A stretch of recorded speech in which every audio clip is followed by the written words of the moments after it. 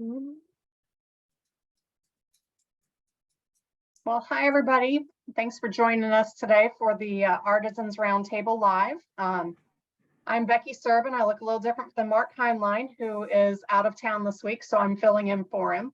I think we've still got some more people coming in, so we're going to wait a couple more minutes before we get started, but thanks so much for joining us this evening. Our topic will end up being, we are all artists, how to unleash the artist within. I have found out that I have to draw this evening. I don't know how I feel about that yet, but we'll see. No judgments. Yeah, it's kind of scary. That's all I can say. It'll be awesome. Yes. We're all artists. We are all artists. I hope I am. I've got the math brain, not the artist brain. So we'll see how tonight goes for me. Hi, Well, that's everybody. the direction you should take, that is, because you can make beautiful geometric designs That using is simple true. math. Yes, that is very true there. I agree with you. So Yeah. Becky, if my mom is on this, I think she's here somewhere. Yes. She is a mathematician by education, but she's an Oh. artist also and a musician. Wow. We appreciate that. Yeah. So they're not mutually exclusive. No, They are in my world. We're going to change that tonight. Okay. Well, I say we go ahead and get started. How's that sound, everybody? So, Sounds good.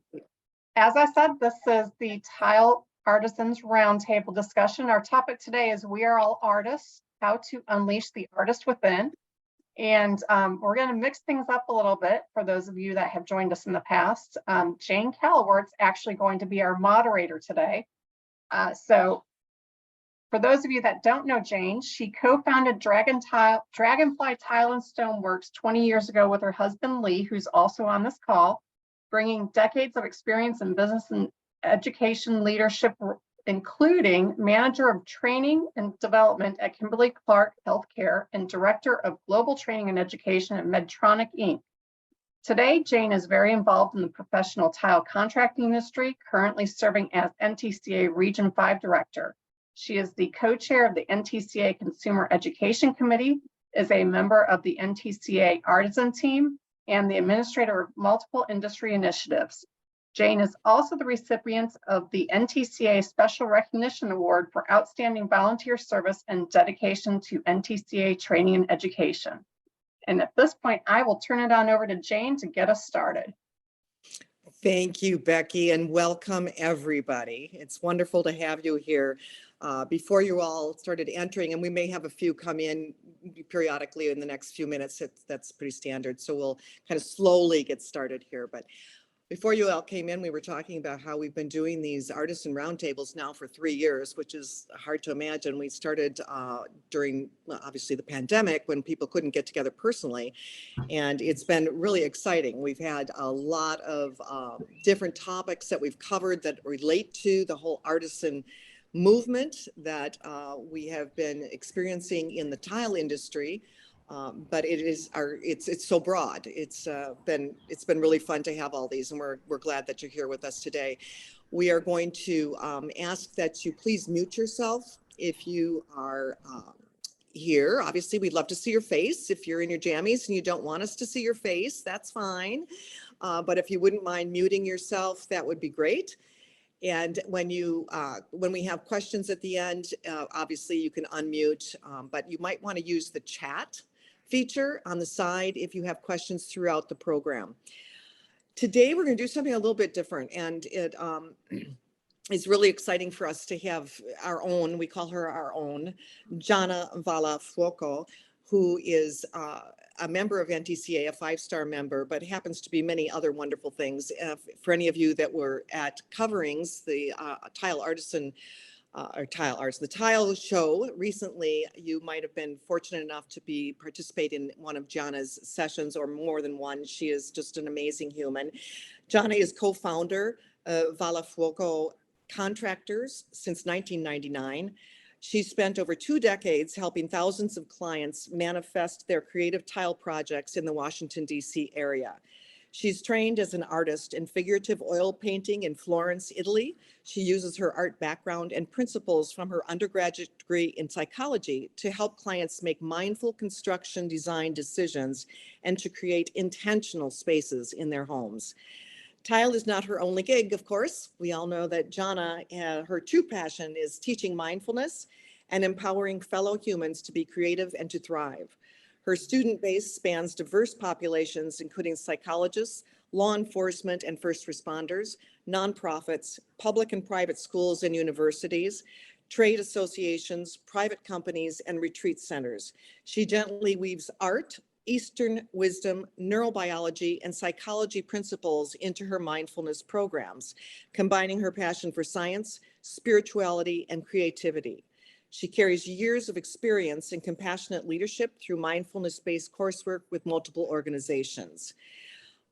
She has, of course, one of her own passion projects includes Disability Inclusion Guild at 501c3 dedicated to breaking social barriers for people with disabilities.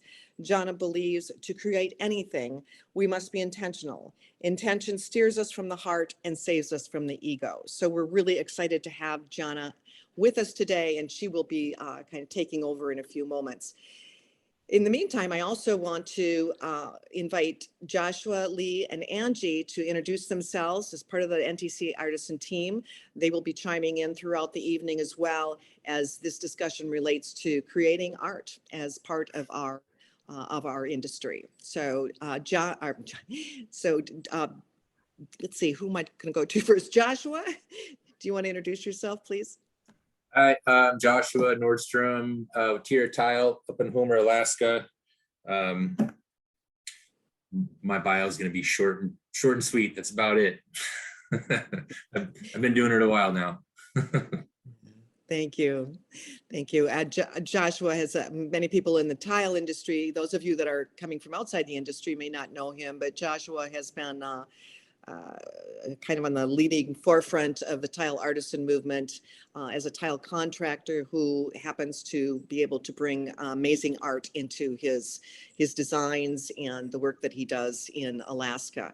He's also worked with Lee and Angie to develop standards methods for pre-mounting mosaics and some other really important things that have helped to move the artisan movement forward in our industry.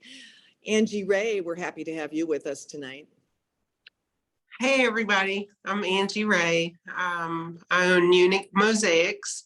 My studio is based out of South Salt Lake, Utah, and I've been doing this for many years. I'm kind of like Josh.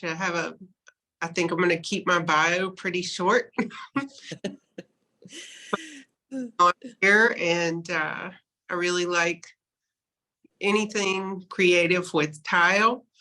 You know, my background is in advertising, graphic design, and tile came about with flooring installation where I started, and I just kind of meshed it all together and created doing custom mosaics and things like that. So thanks, Angie. And some of you that are in the industry know that my husband and I are partners at Dragonfly Tile and Stonework. My husband is Lee Callewaert, and I think that his photo or his picture here live is going to show up with my name. So it's pretty obvious that I'm Jane and this is Lee. Lee? Hi, everybody. Welcome. Thanks for joining us. I'm Lee Callewaert, Dragonfly Tile and Stoneworks, like Jane said. I'm in my 40th year in the industry and looking forward to several more. And I hope you all benefit and enjoy our session tonight. Thank you. What brought this session about really was how many times, and we've talked about this for a while, how many times we've heard people in our industry talk about, as craftspeople, you know, that they had interest in being able to do more artisan work. as part of their work and their portfolio. But they also were sometimes feeling intimidated and just unqualified. We heard things like, well, I can't design that. I don't know how to draw, or I'm not an artist. And we're so fortunate to have Gianna with us here today to talk about her experience and insight into creating art, dispelling the myths that are there, the shoulds, the blocks, the things that get in our way of creating. She is going to really be able to walk us through the intuitive art process, and we're all excited because we're going to do tonight. So I hope you all have a paper and some kind of marker with you. We are currently at this very moment declaring this a judgment-free zone. It's all okay. And with that, I'm going to turn it over to Gianna. And Gianna, thank you so much for being with us. I'm so excited to be here. So first of all, I scrolled down. I have a new computer. When I say new, about an hour old. So I'm not very good at using it yet. But I'm seeing so many amazing faces, and some of you, not all of you, are even from my tile world. So I'm so happy to see you, and honored to be part of this roundtable tonight. So I kind of want to just open by saying, let's just check a couple things at the door before we start. And one of them is our labels that we have of ourselves, right? So I am in this group, and I'm not a tile artisan. I'm in this space with all of you. And so, human nature kind of, we start to judge ourselves. And I've seen the incredible work of these amazing artisans. It's intimidating. It's so beautiful, but I also have to remind myself that, they've created some very specific, amazing things, but at some point in their life, before they'd created these, they didn't know what they were capable of. And that's kind of where all of us are. So, I taught art I'm not a trained art teacher. I just ended up as an artist teaching mindfulness. And then I brought art into it because I love art. And I've heard so often, I am not an artist. I'll say, oh, I'm teaching this, and someone will say, oh, I want to go, but I don't do art. I'm not creative. I'm not an artist. We are all artists. Some of us are more familiar with different media. Sometimes it's food. We cook a certain way, and that's artful. There's so many different ways that we can be artists. And so what we're going to talk about today is really to bring out the artist within by getting rid of whatever's blocking us. And I know as I'm saying that, some of you might be saying, well, I'm really not an artist. I'm really not creative. That's just, that's a belief system. That is all it is. You might not be good at drawing faces because you haven't been trained. And so I'm going to throw out there those trained artists who are here tonight. This is going to be harder for you, because what we're going to do is all about intuition. We're really going to put our own stamp on what we create. This is a super fun, lighthearted activity. But if you have a lot of method and a lot of training, I want you to toss that out, because what we're going to do is spontaneous. It's intuitive and it's spontaneous. So when I said put those labels aside, we're all going to just kind of bring ourselves, we're going to get rid of the hierarchies. Let's just imagine we're all just humans. In fact, I'm going to ask you now to close your eyes, because I'm going to bring a little mindfulness into it. So just find a comfortable seated position, and let's just close our eyes together. And I just want to welcome you. First of all, I welcome all minds and bodies into this space that we're sharing together. And I welcome all the ways in which we experience our minds and bodies. So that includes our thoughts and our feelings. And I want you to know that we are all welcome in this space. So we are really each worthy of creative release. We are truly all artists. We are creatives. That is our birthright, to create something. And nobody can deem anyone else unworthy of being creative, of being an artist of some sort. So I welcome all the ways that we express ourselves creatively. And sometimes that might be in ways that are difficult, maybe with pain, maybe with joy, anger, grief, whatever makes you express yourself in this moment. I welcome all those thoughts and emotions that we bring as humans, anxiety, fear, maybe excitement. I also welcome any skepticism or doubt anyone has about this evening or about their capacity or ability for art. I ask only that you bring your kind attention and a lot of curiosity as we create together tonight. So let's just kind of soften the body for a moment. Let's just start to notice our breath. And let's take an inhale together, inhaling upward from the belly to the ribs, to the chest, all the way up to the collarbone, and then releasing that breath, exhaling down, chest, ribs, all the way down to the belly, just releasing that breath. And just becoming aware of the breath. And noticing if there's anywhere in the body that's holding some tension. So maybe scan from the crown of the head all the way down to the toes, just gently noticing if there's anywhere you can release any tension without overthinking it. And I want you now, as you're connecting with your body, to now just connect with yourself. And I want you to bring to mind a moment in your life when somebody criticized something you created. So it could be something you made with your hands, something you wrote, even an idea that you came up with. It could be from your childhood, it could be recent, but a moment that discouraged you, that criticism discouraged and inhibited you. It held you back in some way. You don't have to overthink it. Whatever comes to mind is relevant. A moment when something you created was shot down and you were held back.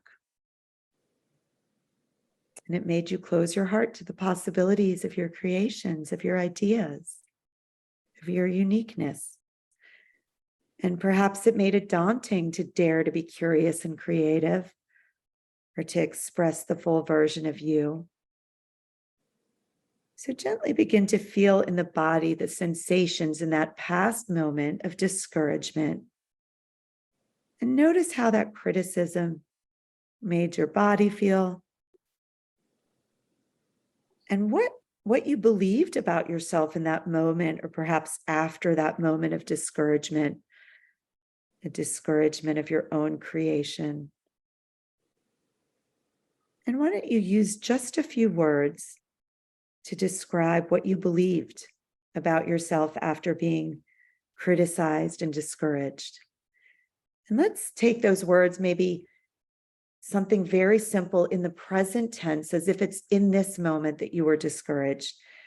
What were those words you believed about yourself? Perhaps I can't fill in the blank, or I shouldn't fill in the blank, or I am, or I am not. Just notice what that criticism made you believe about yourself. And now I want you to bring your awareness, with your eyes still closed, above this room, as if you're looking down on yourself. And I want you to release those words, that belief, whatever it was that was squashing you and holding you back. I want you to visualize yourself releasing that belief system that can hold you back from creating. Perhaps noticing that maybe you feel just a little bit lighter when you release that belief system. Perhaps maybe even a little more powerful now. Because this power to create is your birthright. You are meant to create without being stunted or discouraged or blocked by the words of someone else, perhaps just a glance by somebody else. Because then that becomes your own belief system. And that is what we want to release, this belief that we are not artists. Changing this belief system. Let's place your hand on your heart so you connect with the heart space. because this is really a heart-opening evening for all of us. And I want you to notice, see all of us from above now. Just kind of visualize all of us from above. Each of us in some way has an artist within us. I want you to see all those artists. No labels except this one that we're going to give ourselves. Human artists. See this whole room, every one of us connected, releasing our own words or beliefs that denied us the right to fully create. And I want you to just feel curious about your own abilities, this sense of curiosity. What could I possibly create? Because tonight it's time to open your creative heart again. And I want you to know this, an open heart has space for possibility. Possibility. I'm going to read you a quote by Anais Nin, who wrote, "The day came when the risk to remain tight in a bud was more painful than the risk it took to blossom." So to all of you buds, my little buds, it is time to blossom. So I'm going to sound my singing bowl, which may not sound on Zoom. And I'll just cue you to gently begin to open your eyes in your own time. So we have to kind of adjust. Take your time in opening your eyes. And just notice if there was anything that came up for you that was meaningful. Just notice it. Because as humans, we tend to judge ourselves. So tonight, as Jane declared, it is a judgment-free zone. So we're going to start by getting just a little bit goofy here, a little bit weird. I'm going to say weird in a really good way. And I'm scrolling down and seeing these beautiful faces. Most of you I recognize. And for those of you I haven't met before, I'm so excited to see you here. You're all so welcome. So in honor of my friend Sandy Abrams, my breathwork mentor, who's here tonight with her book, Breathe to Succeed, behind her, we are going to do 3 lion's breaths together, all of us. So I'm going to demo the first one. Sandy, I know you're there with me. I'm watching you. So we're going to look kind of weird. We're going to look like lions. So a lion's breath is an inhale through the nose, exhale out the mouth when we stick out our tongue. So it looks like this.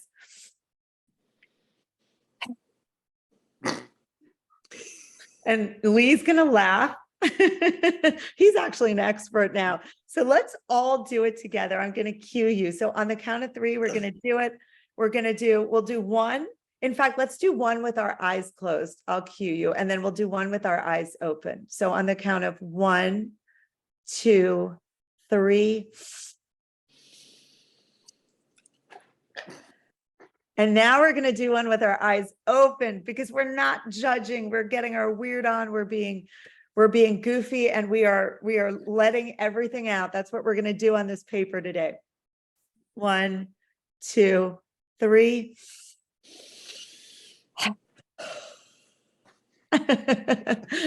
So that is amazing. And I know some of you are muted. I'm sorry. It's more fun when we hear that loud exhale. So we're going to, that was just a kind of a warm up, I'm going to call it. We're going to kind of go into this. So I'm going to ask everyone, and by the way, moderators and artisans and Leslie, you're included in all of that, by the way, and Becky, feel free to chime in at any point, and then we're going to take questions throughout the evening. You can put them in the chat. So we're going to talk about what Becky, one of the artisans, Angie shared with us when we were planning this event, that one of her art teachers said to her, art is just controlled mistakes. So it's like making that lemonade out of those lemons. And so what we're going to do is literally make some mistakes on paper and turn them into art.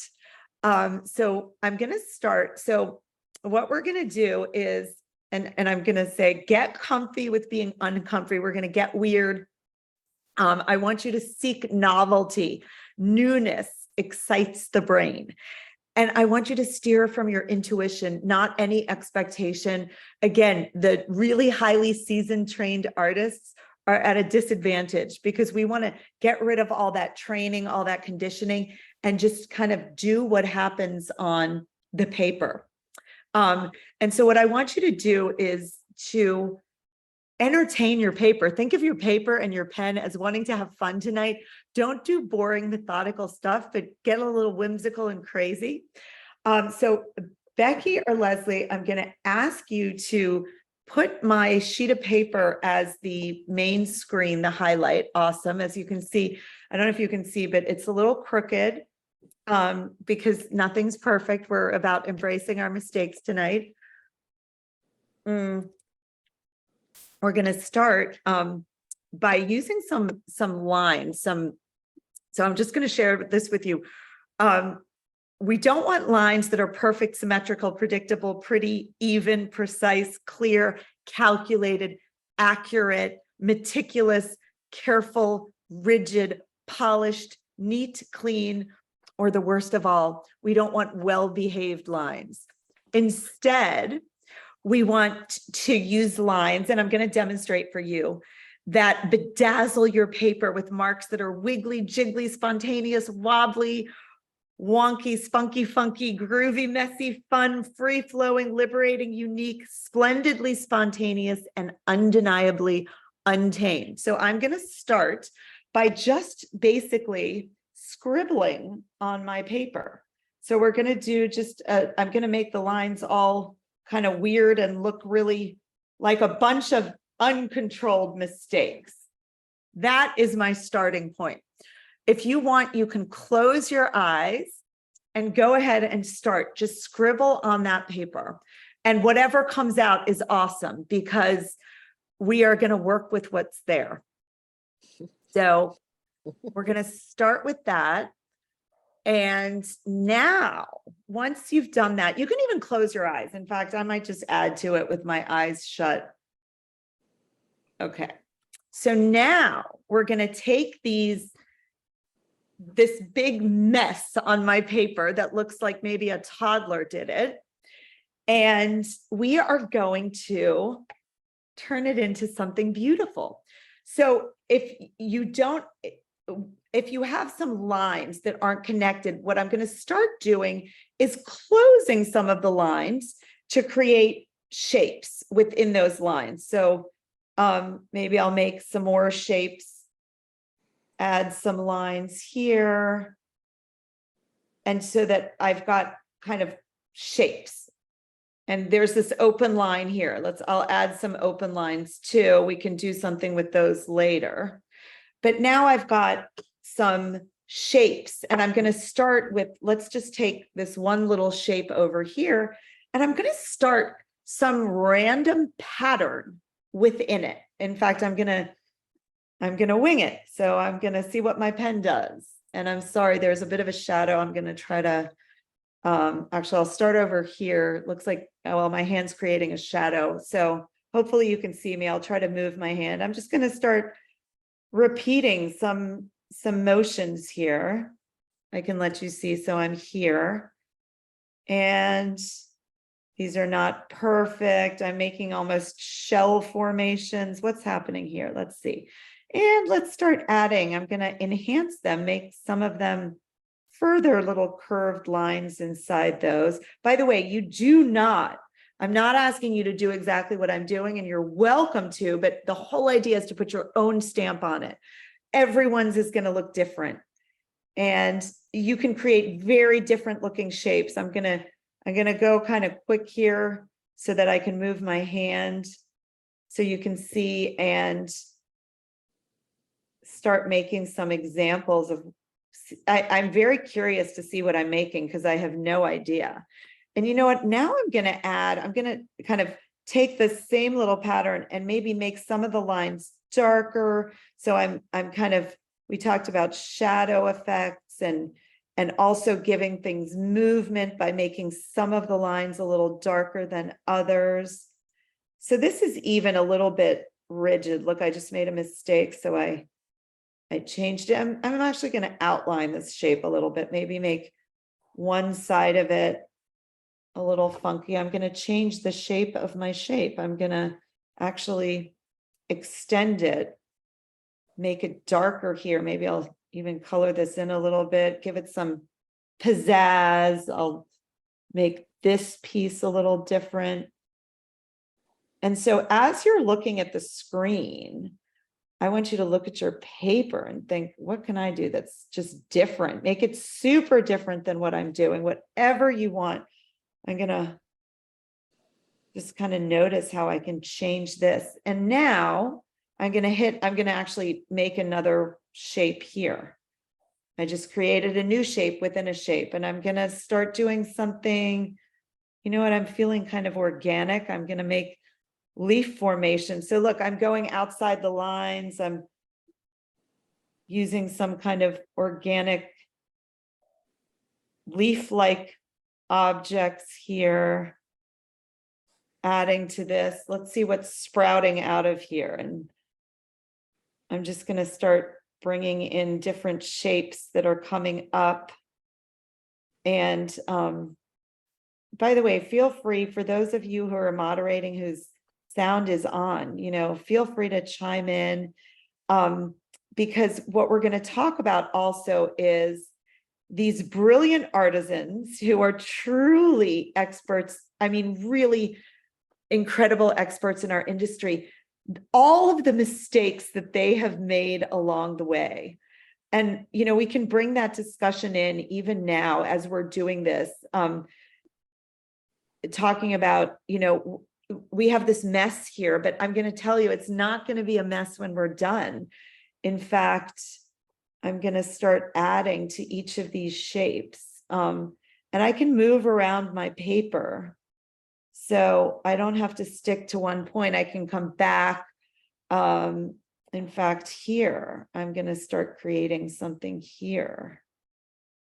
I'm just kind of winging this, and I want to add some movement. I almost want to feel like these shapes are moving. So again, I'm creating some kind of pattern here. If you can see, hopefully you guys can see. So I'm just taking these intuitive cues, just what my hand feels like doing. And again, I'm thinking about, I want to entertain my paper. I want my paper to have fun. I want my pen to have fun. It's so much about the process. It's not about the outcome. And one other thing to think about as you're doing this is the idea that, you know, when we create something, we very often, we get a little intimidated because we feel like we have an audience. Someone's going to hear what I wrote or see what I did or what I make. Who's going to see it? Create as if you're creating for an audience of one, for yourself only. And as you're doing that, don't just say, I'm going to make something beautiful for myself, but think about the process. So as this process is happening, I want you to notice, if you do something, are you judging yourself? And if you catch yourself judging yourself, you can release that judgment. You can change that. We don't have to get into that habit of judging ourselves, or we don't have to stay in the habit. We have this amazing capacity called neuroplasticity for the brain to actually change its form and function in response to repeated experiences. So the more we catch ourselves judging and then we stop judging, we release that judgment, the more we make it a reflexive habit, the more it becomes just our reflex to not judge ourselves. So that is what this process is about. So I'm going to keep, what else can I create? I'm going to see what I can do that's a little different. Here we go. I hope you guys can see. Please give me feedback if you can't see or if you can't hear. We can see you great. Yay. Can you hear me okay? Yes, absolutely. And whoever would like to chime in too, you know, just about sharing your experiences, questions. I mean, I'm looking at this and it looks almost like musical notes. And I'm not musical and don't know how to read music, but I think I'm going to draw some musical notes and they're probably facing the wrong way, but I'm not judging myself. So I'm just going to go with it. And in fact, I'm going to make one face the other way because I don't have to be perfect. This is all about just what's coming out inside of me. Whimsical, a little wacky. Maybe I'll make a smaller one here. So amazing to see, you know, what's coming out of you, because I don't know. In fact, the beauty of this exercise, and it's also something you can do anytime, you know, I mean, make this a practice, make it something you repeat. The beauty of this is that it's just an experiment. It's just a giant experiment in controlled mistakes, you know, starting out with that mess, that scribble, and what we can make of the scribbles, because our life is full of scribbles, right? Full of mistakes. So, and I'm taking things I did as a kid. I used to draw polka dots, and now I'm making all different size polka dots and coloring them in, and, you know, bringing all of my experiences. And no matter what I do, I could try to copy, you know, something I see, or I could try to copy Joshua or Angie or Lee. And then I could say, oh my God, mine's terrible compared to theirs. But the truth is, I can't create what they create because, you know, our art is like our fingerprint. I mean, it's got something so unique that only we can create because we have our own style. So that is the beauty of it. That is the beauty of this. It is not supposed to be perfect. It's supposed to be a process of just getting to know yourself and trying new things. And if you don't like them, and, you know, if you don't like them, you can change them. I do always say, when I do this practice, you know, it's better not to use pencil, because then you have the desire to erase, and every mark on this paper is meant to be here. Every single mark is meant to be here. So let's just kind of guide this discussion, and maybe if one of the artisans wants to chime in as we're doing this, and share, you know, what your process is like, or what this experience right now is like for you. This is not the media that you usually use, and not the process that you usually use. So please feel free to chime in. I know that it's also like addictive, so it's hard to do that. Well, I was going to say what you just touched on is, I do not draw in pen, because if I have hundreds of pencils with plenty of lead and very little eraser, because I'm always striving for that perfect line. And so this, I think, is very valuable. It's good to just let it go. And instead of damning your mistakes, what can you do with them? Exactly. Oh, I How can love you build to hear upon that. what you view as a mistake, I guess? Exactly. Right. What a lot of times we're calling them mistakes. Right. Often, you know, I know that laser hair removal was a mistake. It was discovered because they were trying to do, I feel like they were doing something else with the laser, and they realized it was removing hair. It was a treatment for something else. And, you know, a lot of these mistakes end up being purposeful for something else. So I know that's a weird analogy, but, you know, it's really interesting how often mistakes turn into some of our most amazing achievements, because it brought us in a different direction that maybe we wouldn't have thought of had we not made the mistake. So Well, I'm doodle. Everybody should doodle at least once a day. Jane knows I don't doodle a lot, but but if you see a pen or a pencil laying on the counter, just doodle. I love that. Exactly. There's so, you know, it's meditative too, right? It's like a deliberate training of attention. That's what meditation is. And this is a deliberate training of our attention to this task at hand. Yeah. So I'm not, I don't want to, you know, monopolize by speaking the whole time. So whomever wants to chime in, you can. And I I know a lot of you are looking at your papers, so if you want any guidance. People are you know, very hyper-focused right now. I know, that's the beauty. It's so amazing because it goes so quiet when it's like Italians when they eat, you know, artists when we draw, and we're all artists. It just goes silent because there's this task at hand. So you know what, I'm going to read something. So I'll just talk a little bit about, just for a moment. So talking about creating for that audience of one, really, it's a powerful thing to think about creating for yourself only. So remind yourself at each step of whatever it is you're creating, just check in and remind yourself, I'm just making this for me. Even if it's you're writing a book, you're writing a paper, you're writing an article in the tile letter, you know, you are writing your next project, whatever it is, or you're drawing, or you're even when you're cooking, you know, ultimately you're going to hopefully eat it too, whatever it is that you're creating, or you're coming up with an idea. A lot of times our ideas, it's so painful when we have this great idea and it gets shot down by someone. So just check in and say, I'm creating this for me. That idea of this audience of one in mind, and not this judging audience of the self-compassionate you. That is the person for whom you're creating. And then I want you to also kind of think about staying curious as you're doing this and interpreting whatever is happening later. So every dot, mark, line, curve, and splotch came from within you. So let the images and the words, if you want to write on here, you can too. Just let all of that just arise from the subconscious. You can interpret it later.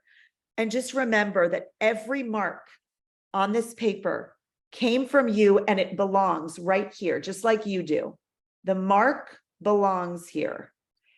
And then one other concept is just to embrace this concept of self-compassion.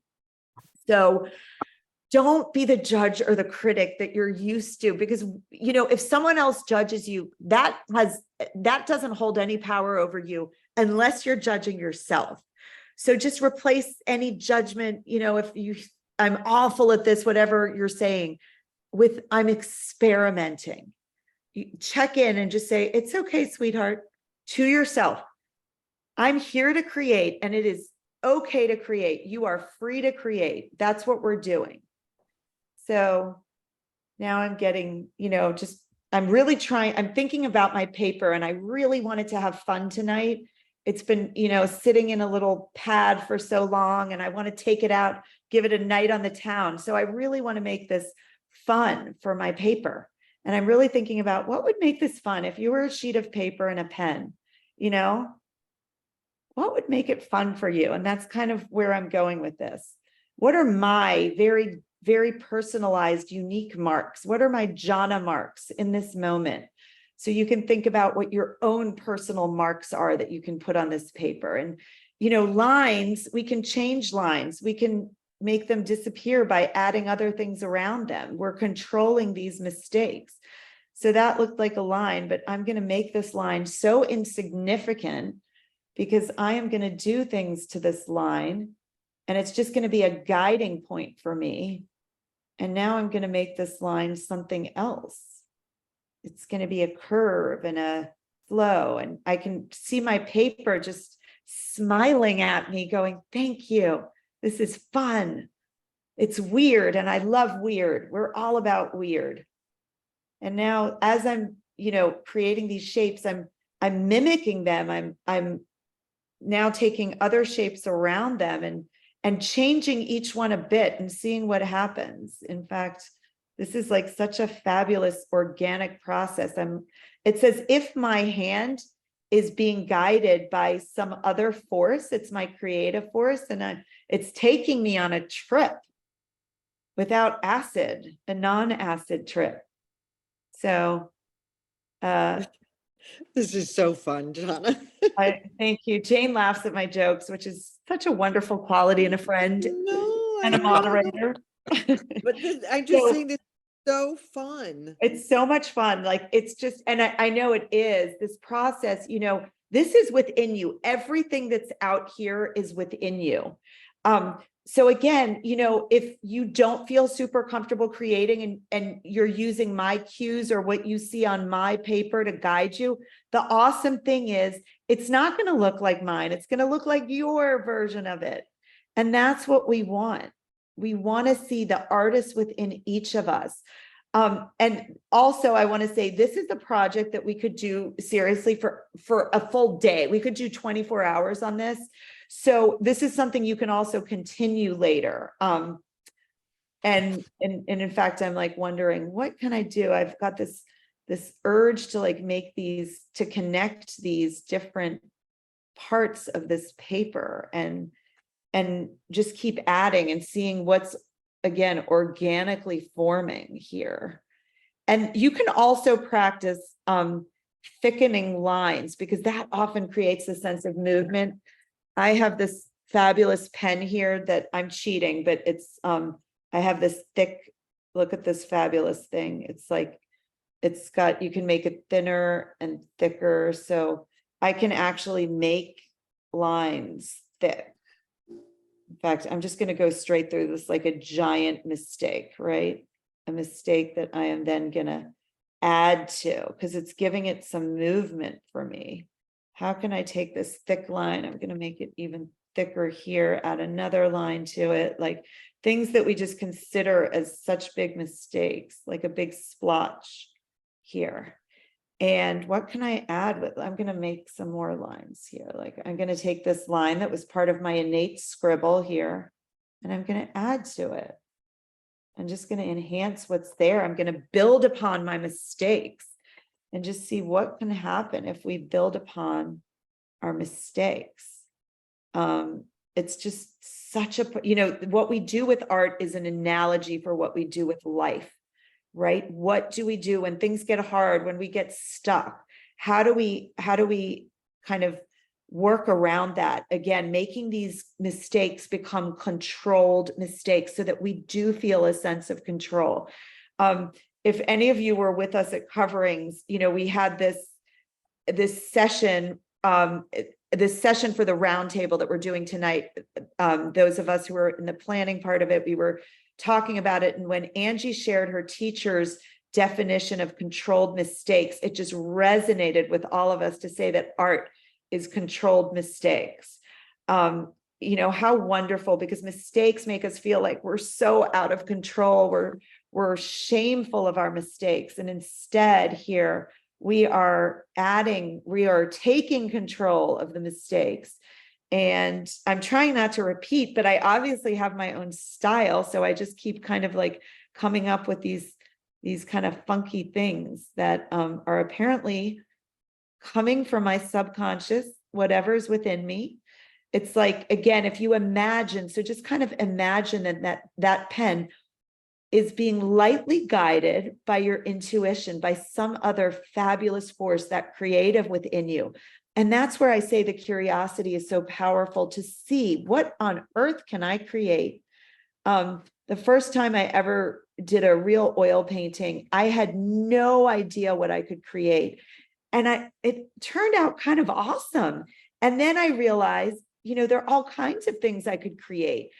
And later, after, I started getting labeled as an artist, I was so inhibited by this idea of, what I could already do, that I got stuck and I didn't paint for many, many years, because I felt like I'm supposed to do things a certain way. And my art is supposed to look like whatever I thought my best painting was at the time. And when I made all these hideous, we'll call them hideous mistakes, I didn't know how to call them controlled mistakes.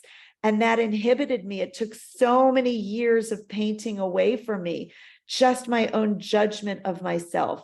So as I said, there's a Degas quote, Edgar Degas, who's one of my favorite artists. And I'm going to paraphrase because he said it so much better. He said, painting is really easy if you can't paint, and really difficult if you can.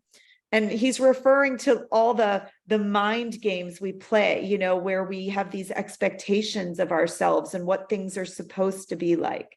So we're letting go of all these expectations, and I'm now changing my curves. I'm so sick of my curves. I'm making them jagged now. I'm doing these jagged, pointy shapes and lines.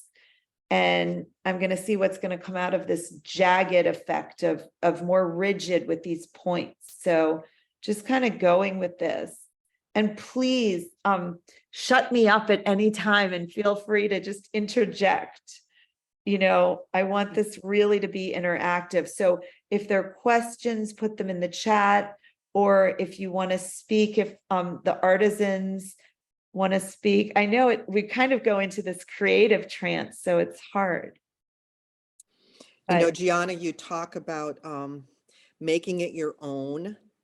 And I know that's something I've heard from the tile artisans in different ways over the years, is that when they're creating for clients, you know, a client may have an inspiration, and you know, they take that inspiration, but then they make it their own.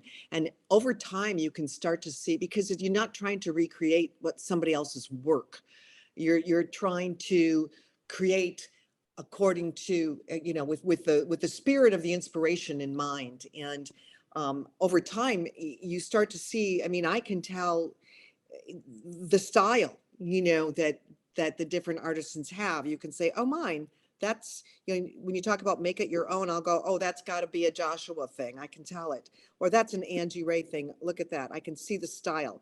And they're different. There are many different pieces of art, but they seem to develop their own style. I don't know, Joshua, Angie, Lee, you can maybe say more about that, but I found that to be so true.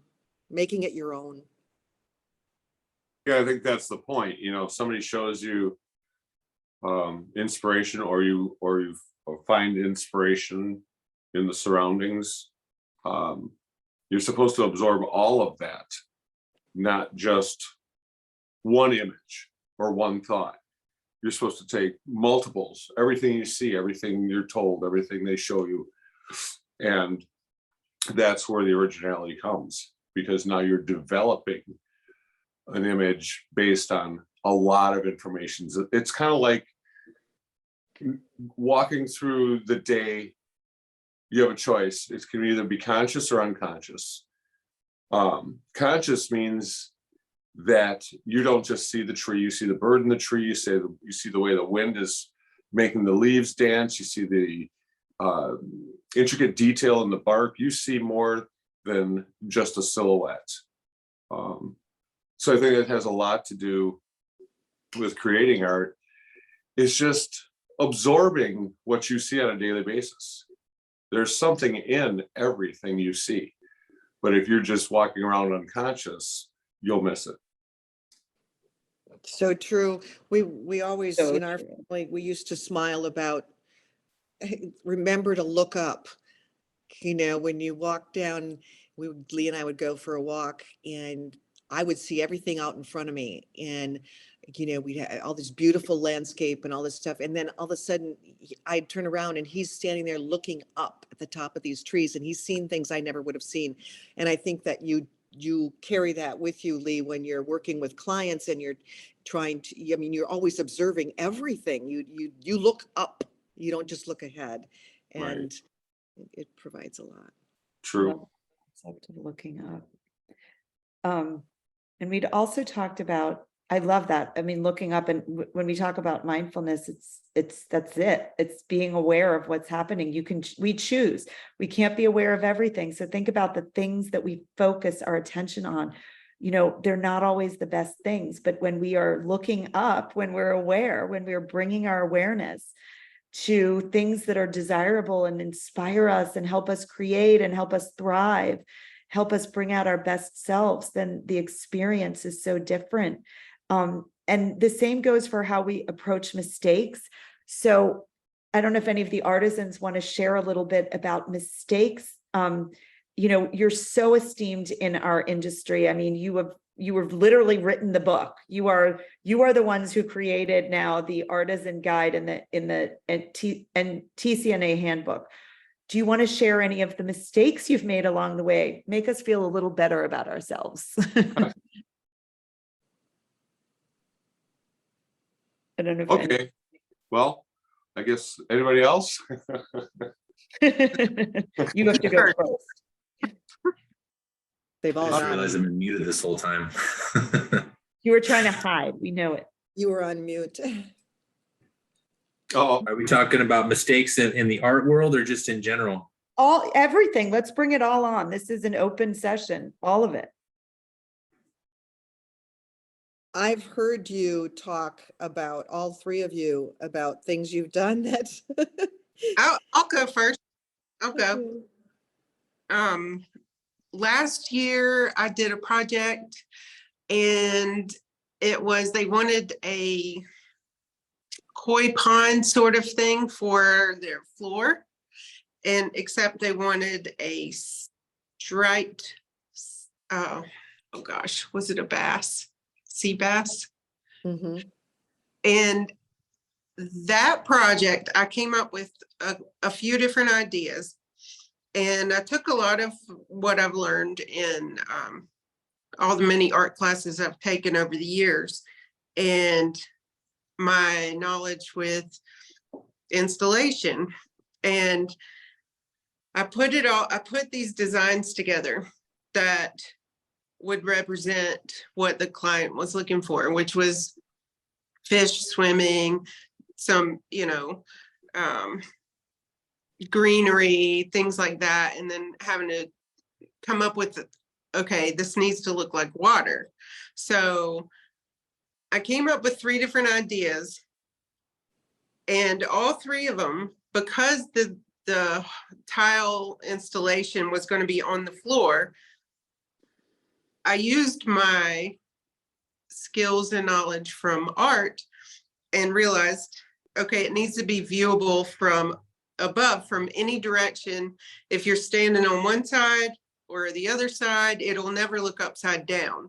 So I wanted to do it with like drop shadows, things like that. Well, my client did not want it to look like that. She wanted a full sideways view of the fish.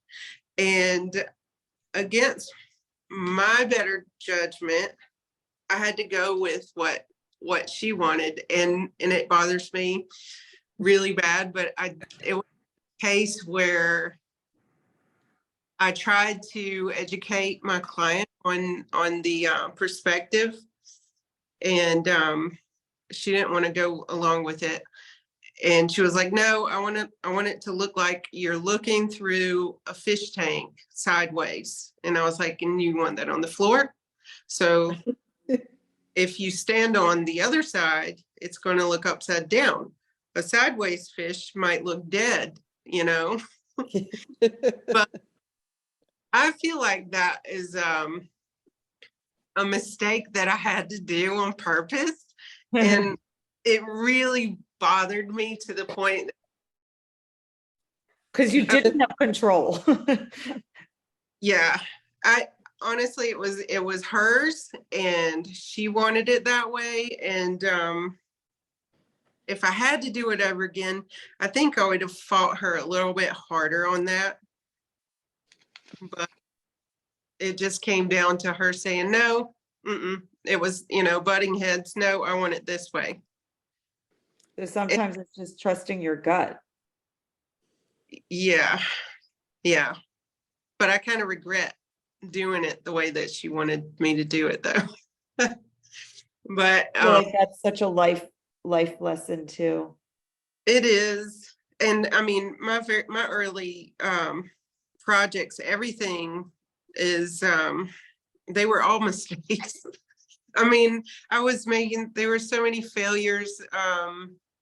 I was, not only do you have to be concerned about the design of your project, but also the installation, the flatness, if it needs to be flat, the material choices, the grouting, the setting, everything comes into play. So there's so many ways to fail.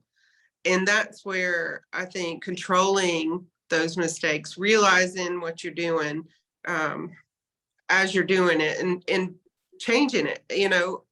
I make mistakes all the time, even now, and then I'll stare at it for 3 or 4 days, and then, come back Monday and I'm like, what is this? I'm going to just take this whole part of it out and fix it. And then I'm, that's, you have control. You have control to let it lie and just do it wrong, or, what your mind thinks is wrong, or most artists, I think, will keep messing with it until they feel satisfied, as far as the outcome. So. Until it's no longer fixable. Yeah. Yeah. Come to a point where you're like, it's done. Right. I I will repaint over an oil painting 10 years later. Like, Yeah. I hear you. Yeah. Anyone, give us some mistakes, you It's brilliant. hard to artist. draw and talk. I know, it's so hard, isn't it? I'm like, It's two totally different sides of my brain. oh, that is true. One of my first mistakes was that I could remember, and this is back when I was making tile. That's before I silly enough, I started making tile before I even got into tile. Like, hey, I can make tile.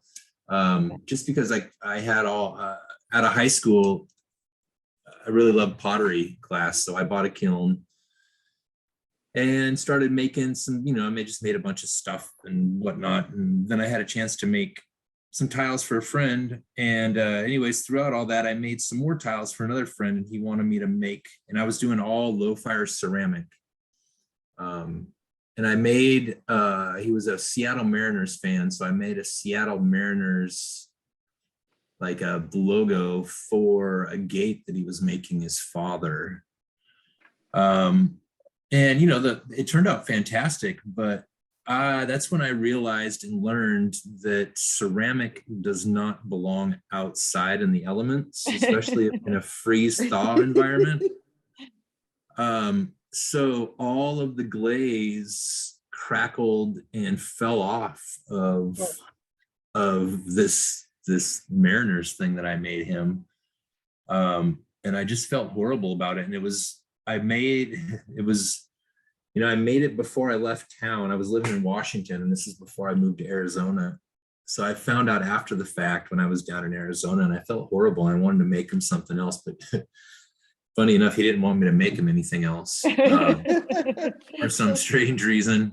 So, that was one of the first lessons I learned, and I didn't know what I was doing. I'm just like, heck yeah, I can make tile. But, I felt like it's like when you fall on your bike and you skin your knees, you're going to bleed a little bit, but then it all heals and you move on. So, that was just one of my first learning curves is, ceramic doesn't belong outside. And then, it was funny because you were just telling your story, Angie, and I had a similar experience with, I made a compass rose for a client a couple of years ago, and it's the airplane compass rose that's the backdrop on these Artisan Zooms. We each have a piece there on the backdrop. So it was kind of the same thing. It's like they wanted a compass rose of their airplane, and the way that I saw it was you need to be looking down on the airplane. If you're looking down on the airplane is a reference for the compass rose. Everything on the ground should be so like you're looking on the ground too. So I had a really hard time designing that. And I came up with all kinds of different ideas, like flying over a map and just different things. And they wanted it to look like it was flying over mountains and a glacier. So it was two totally different perspectives. So you're looking down on the airplane, but you're looking sideways at the mountains and glacier. And I just in my mind, I had a hard time getting over that, but ultimately, they're the client and that's what they wanted. So that's what they got. But, it was I don't know how I'm incorporating that into a mistake, but it was definitely, it was something that I can relate to. It's something that, as an artist, I think we're kind of our worst critic. And I think sometimes that can be detrimental to us, I guess what I learned from that is, don't be such a hard critic, because what you see isn't what everybody else sees, all the time. But, I could relate to that fish story with the airplane, it was the same exact thing. Yeah, it's tough. Especially because you don't want to insult your client either by saying that doesn't make any sense, So, but I do try to educate in a way where, if it's a wall piece, to make sure the perspective is appropriate, and same for the floor. I think I'm going to try a little harder with that in the future, because ultimately I wasn't happy with it. And although it looked incredible if you didn't know it was in a floor, but putting something on the floor that's going to be upside down every way that you look at it, except for one direction, just doesn't sit well with me as an artist.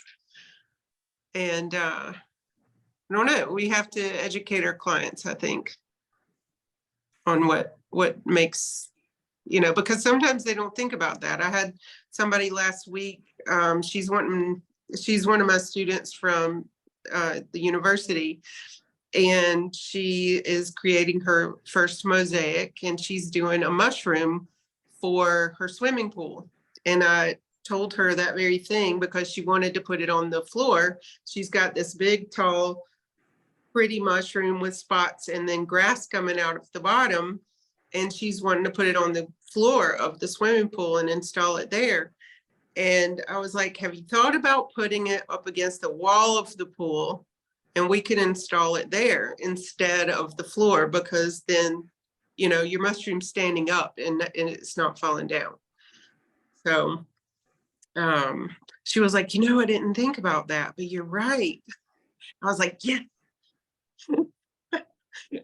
So it was. Think about it when something's gone wrong, right? And then you learn from it.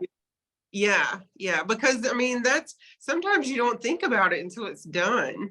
And then you're like, oh, you know what? I probably should have put it somewhere else where it made more sense. Yeah, But, I don't know. You But live the in. point is, go ahead.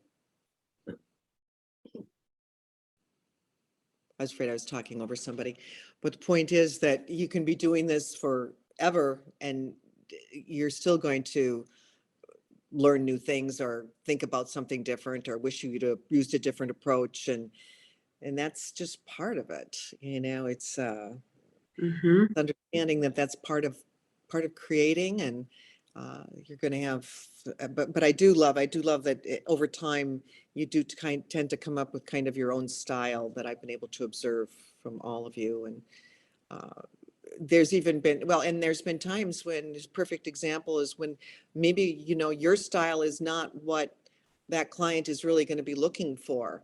And I know, perfect example, Lee, what do you say when someone talks about, doing the very detailed, small, kind of more traditional mosaic work that Angie can do?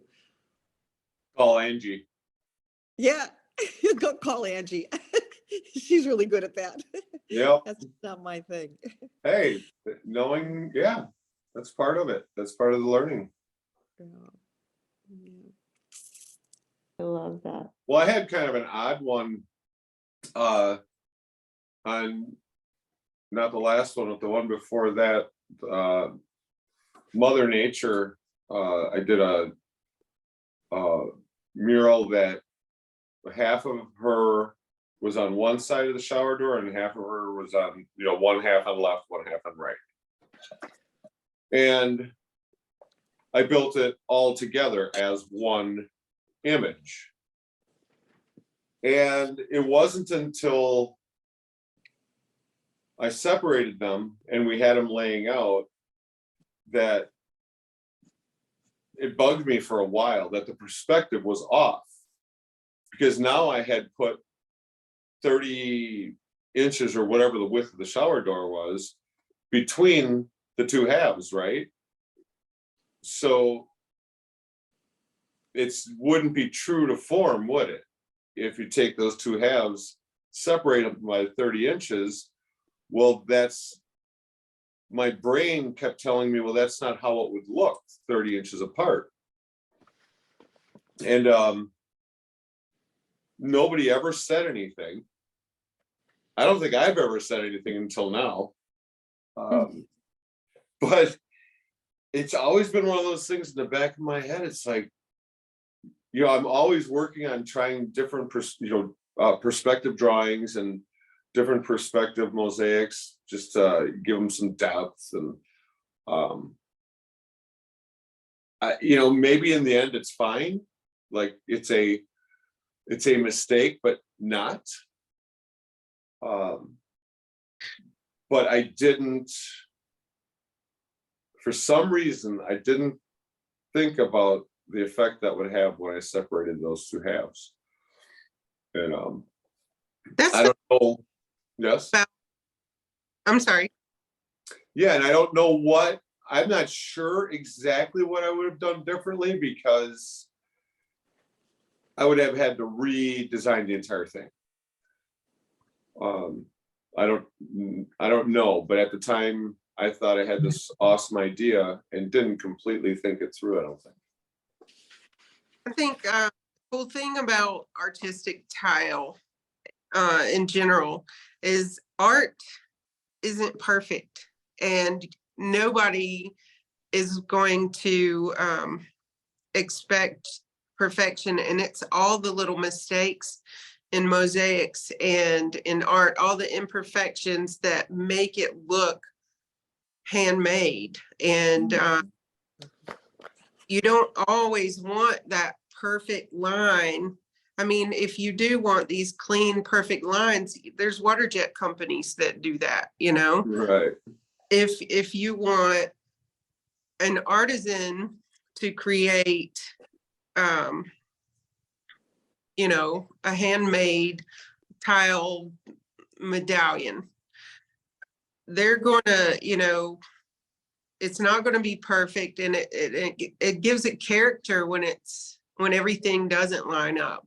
So if it's consistently inconsistent throughout the whole piece, that's your art.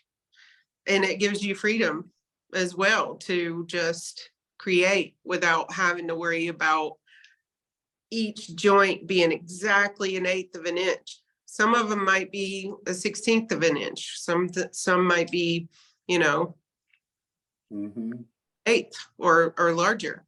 So it's cool to have that freedom in tile artisan work, to know that you're not trying to achieve perfection. I so agree. Sometimes it's also just knowing when to let go of that. Again, so when we think about this striving for perfection, and then we're judging ourselves and embracing it. I think that's so true, Angie, just so relatable. Mm-hmm. Very true. I mean, that's the difference between us and, AI. Yes. I mean, Thank that's God. not replaceable with, artificial intelligence. That's the part, it's the us part, the human part. Mm-hmm. It's what makes it original art. Mm-hmm. Which is so cool. And it's so cool that, well, if you think back the history of tile as an art form, I mean, look back. Just look back. You talk about the imperfections and all the work that was done in ancient times in tile art. It's spectacular, but yes, it's got definitely not what anybody might call perfect. It's perfectly imperfect. And it's wonderful. Gianna, we're right at about 7:15.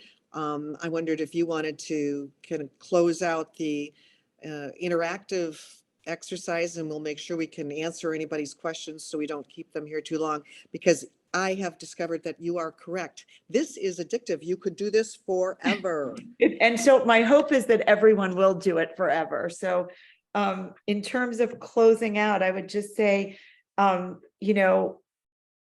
this is the whole practice is about non-judgment, noticing when we're self-judging, and that idea of creating for an audience of one. That was so powerful for me. I read it in a book by another artist. Actually, I probably have the book here.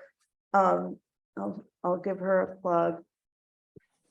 My books, I have Breathe to Succeed with my breath mentor, Sandy, who's here too. And this is sketch by sketch. I'm just going to share this, but Sheila Darcy is the author. And if anyone's ever read The Artist's Way, the concepts are really just, to do things freely, intuitively, as opposed to with all of these expectations and judgments, and especially judgments like that we have about ourselves.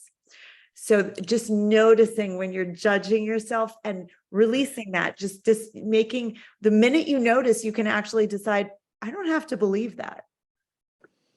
So just really working on self-compassion, curiosity, and non-judgment. Big curiosity. That's probably the most fundamental part of creativity. Being curious, what the heck am I capable of?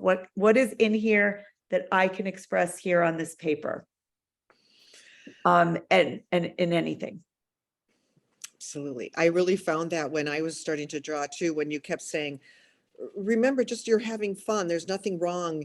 You're not doing anything wrong, because I immediately would stop and think, well, that doesn't line up with that, or that doesn't. And just being able to play with the paper, let the paper receive the playfulness is so, it just was really, really, it's an awesome exercise. And it was really fun to do that exercise here, especially as we were able to listen to you as well, Gianna, continue to share your process with us, and so much insight that can, I think, be so powerful in unleashing that creative side in so many of us that don't naturally have that. We did have a few comments, I think. Marty had asked you a while back. He said, did you say you would paint over an oil painting 10 years later, or you would not? I would, Marty, I would. Marty's my neighbor and a stained glass artist. And yes, I would, but I would not recommend it. You've got to know when to stop. I have. Well, it sounds like Angie would do the same thing with some of hers when she got frustrated. I think everybody would. Well, like Lee just shared, he wasn't quite sure. It always kind of bothered him that wasn't quite the right way to do it. But, oh, that's great. That's awesome. Let's see. So many good comments. Thank you so much for inspiring the doodle. Said Sandy. It always feels great to unleash this sort of free flow creativity, and it really does. I would agree with you so much. And so many thank yous here. And Lisa was here. She really enjoyed the evening spent with us all. It's always fun to have Lisa, another creative. This has been very helpful. Snow bees ribbon. Wow. Oh yeah. Gianna, is there any way we can hold up what we did for those that are that's what I wanted to do. So can we make it so everyone's are on the screen and we can show? This is my absolute favorite part of every class, because everyone has their own imprint. Oh my God, look at this. This is so fabulous. Especially the people that didn't know what they could do. Look at that. Look at that. Oh my God, this is so fabulous. How do I can't use this computer, but it's being recorded. So if there's some way to get the group shot on here, this is so amazing. I'm scrolling because, again, I'm not Gen Z, so I can't use a Mac. This is so amazing. Oh my God, look at this. Look at all of you. Awesome. Oh my God, this is so fabulous. That's great. Is anyone able to do a screenshot of that? Like of everyone I holding can. them up? Because my screen only has 5. Oh, let me try. Control Alt print screen, I think. Probably just taking a photo of it with your phone. Oh, that, That's what I'm trying to do. oh my God, look at that. I just took one. Yeah, Yay. Gianna, I just sent it to you via email. Oh, perfect. Perfect. Oh, This is that's so, oh my God, this brings me so much joy. See, we are all artists. Oh, I hope everyone's excited about what they're, and keep going, keep going. Like, Yeah. this is your, keep it by your, in your kitchen, wherever you are, on your desk. Absolutely. Gianna, this was so amazing. Thank you for leading us through that. We are so honored that you would be here with us tonight and put us through this wonderful, creative, safe place to be able to create. And Make mistakes. it's awesome. I loved it. We'll be, and I think the important thing is for everybody to take that forward and remember that feeling of not judging yourself as you create. And for those in the tile community that are a little apprehensive about, working design work or thinking about how to help create for those custom projects, remember, we all start somewhere. I'm not an artist at all, but you start somewhere and you have a wonderful medium, and we have such a supportive community that can help. But just always remember, it's you're creating for yourself at first, and it's not something that you're trying to create from something that's perfect somewhere that should be this. But this is it's a great lesson for, I think, all of us. So I want to thank you. Do you have anything else you'd like to say, Joshua, Lee, Angie? Thank you, Gianna. Yeah, thanks. It was Thank fun to you. doodle for an hour. You. Thank And you. try not to Jane, zone you out. are an artist. Jane, you're an artist. You're not allowed to say I'm not an artist. Well, That's the only thing you're not allowed to do. that's right. We are all artists. I actually liked what I did. Love it. It- Love It reminded me a lot of school with the teacher talking and me just doodling. You're allowed to, right? You weren't doing anything wrong today. It's exactly what it reminded me of. Just needed your trapper keeper. Oh my God. And there's Seth. Oh, that's awesome. It was awesome. It was great. I want to say, I'm sorry I didn't interject anything because I was so absorbed in drawing that I'm like, I can't give voice to any words, but I really, really love this and thought it was very useful to kind of get into that part of my brain and just have the chance to play, to really play, because we don't get to play that much. So thank you so much. And all the insights too that the artisans share, that was really, really helpful and interesting to hear. Amazing. Thanks, It was- Gianna. Thank you so much. I am just so beyond grateful. And Leslie, that John was here too. That's great. Yes. Yeah. Still is. Maria Meyer chimed in and said we should do this every week. We should. Yeah. We should. We can have Yeah. a meditation with a little doodling. Yes. Oh, it would At be least amazing. monthly. I think we could do it. I'm I think so into it. It's just Tell you therapeutic, about a lot right? of mistakes I've made. you what? What was that, Nan?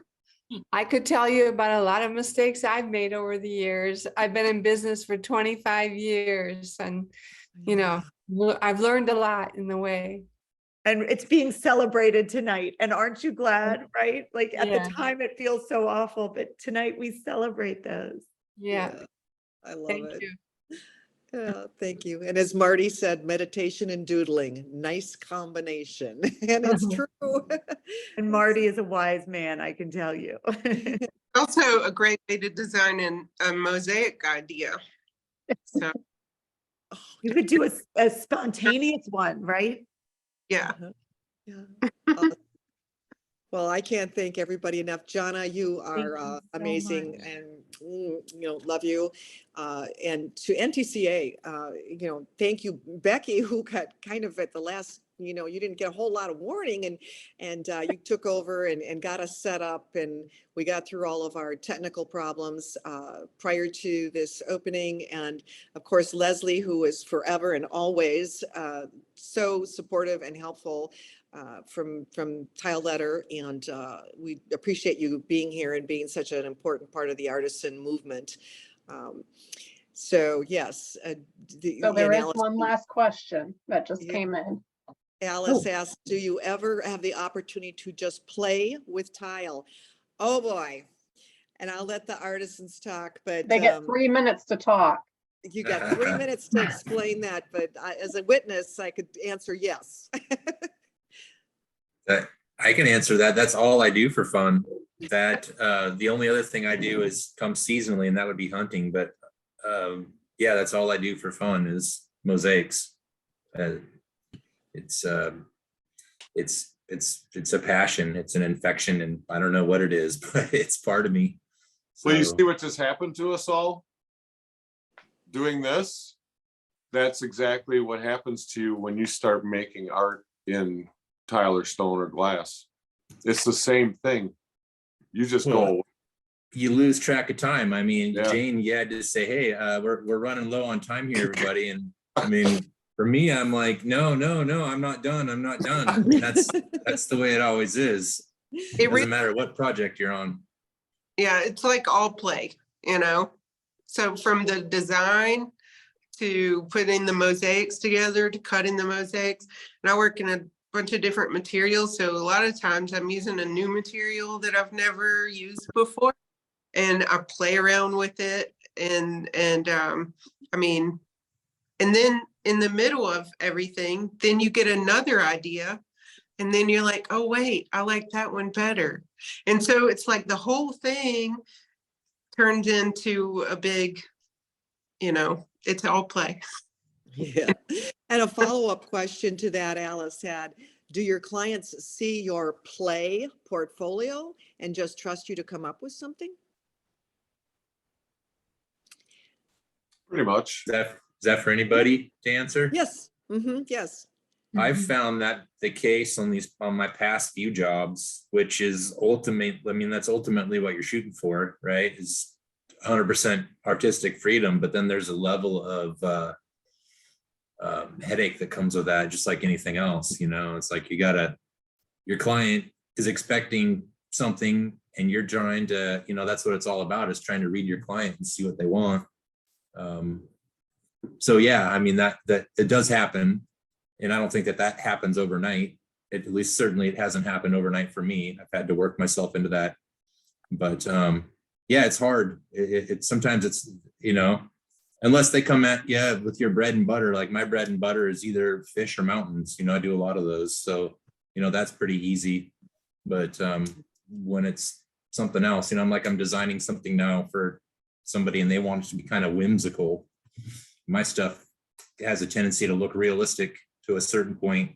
So that's hard for me to kind of step out of my normal box and try to make something a little more whimsical. So, ultimately, if I can't come up with what they want, then we'll just have to work with another artist, and I can create another artist's drawing if I need to, but yeah, we'll see. It's challenging, but ultimately I think that's the ultimate goal, is to have 100% freedom. I can see, Lee or Angie, do you have a final comment on whether your clients see your play portfolio, so-called play portfolio, and then we'll wrap it up. I don't know that I have a play portfolio. I show them, direct them to my Instagram or Facebook and said, look through all of the pictures of my previous work, see if there's any materials that stand out to you or any type of style you want to go with, whether it's like impressionistic, abstract, stylized. I try to rein in the options because there can be so many it's limitless. So when you pull, it's good to have artistic freedom, but at the same time, you need to have a little bit of control as far as limit yourself to 4 colors or limit yourself to with materials. And so there are certain limitations that help kind of keep it all together. But yeah, I just direct everybody to the place where I post all my pictures, website, things like that.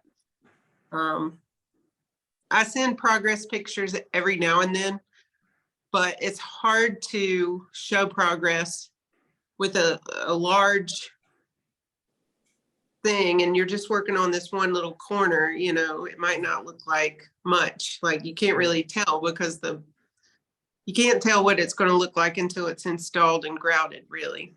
Yeah. So. And Lee, I know that you do show your play portfolio because you have people to the shop sometimes. And then in his shop is his play portfolio, I think. Yeah, if they don't come there, sometimes I have a tendency to not show people. I don't want them to have this. I don't want them to draw a picture in their minds based on what they saw that I did, something I did somewhere else. I want to paint a picture for them with words and my own sketch that's personalized to them. So that's the first image that they get in their mind. Otherwise, it might confuse them, or they might see something they like, and then they might relate that when you're talking to them about what you're going to do for them. Even though they're not really thinking about that, they'll remember that, and they'll pull something out of one of my other art pieces. Well, I'd prefer that doesn't happen. I would prefer that it was completely based on our relationship in the process and the information that I'm given. So sometimes it happens without me wanting it to, whether it's online or coming into the shop. But if I had my choice, I'd prefer not to even show them anything. Right. I'd rather them just let's draw a picture that's your picture. So, and that just comes with your reputation over many years. I think if that's what Alice was asking, do they just trust you to come up with something? The answer is, well, they do. Over time, yes, they do. For the most part. I know. But they know, yeah, but it's not based on air. It's based on a lot of information. And they do receive a sketch. So it's not like it's going to be the shock or surprise. They do have they have a pretty good idea of what they're getting. Right. But they let me go. This has been so fun. Thank you, everybody, for coming out and playing tonight. Thank you again to Gianna for so selflessly sharing. Thank you to NTCA, to Becky for jumping in here and making this happen for us. Leslie, of course, but to all, and of course to Lee and Angie and Joshua for once again sharing with us as well. But especially to all of you that came out to play with us tonight. We have these artisan roundtables periodically. We'll be having another one in August. They're always a different thing. We've done everything from handmade tile to the history of tile to the tools we use doing artisan work. We've had I don't know how many of them now, 15 or so. So keep tuned in. We loved having you back for the next ones. We'll be working on that coming up real soon. And I just hope everybody has a lovely May evening and keep, doing art. Thank you. James, for your everyone. moderating. Thanks, everyone. Take care. Thanks very much. See you soon. See you next time. Bye. Hi, guys.